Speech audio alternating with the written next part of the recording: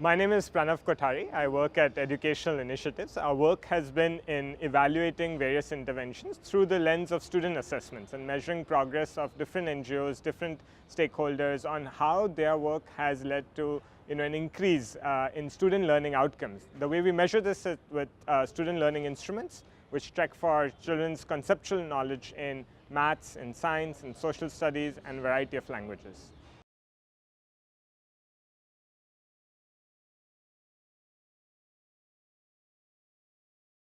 Absolutely. I mean, if you look at PISA, TIMSS, PEARLS, all of these have moved to electronic assessments on tablets. I mean, you'd be surprised to know that PISA has less than 8 out of 73 countries in the next round that are taking it on pen and paper.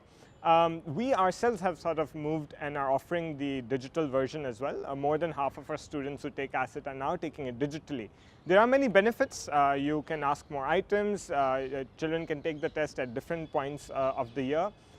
You can curtail mass assistance, so testing on digital devices like tablets and others is definitely the future. The other thing that digital devices do, it gives you more dimensions to test on. So if pen and paper only allows you to measure reading comprehension, with digital you can now do speaking, you can do listening, and I think that's going to be the future in terms of assessments and on what medium it's going to be used.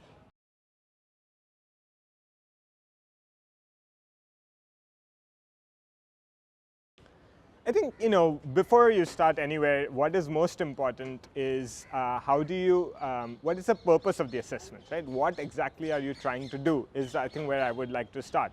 Now, there are cases where you are doing this at very large scale. For example, a government wants to know in the state at the block level, what is the learning level and wants to come up with a comparison. For that, you need to sort of ensure that the instrument is the same. You cannot compare two things if the instruments are different, right? So whether you like the word standardized or not, the point being that you have to be fair, you have to be equal in terms of what you're measuring.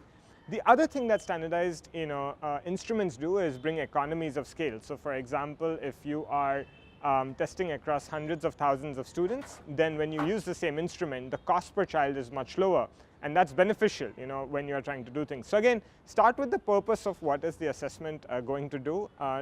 Figure out your boundary conditions, how much budget, how much time, what kind of resources, what kind of evaluators do you have, and then sort of decide how much to customize or standardize the tool that you want to do.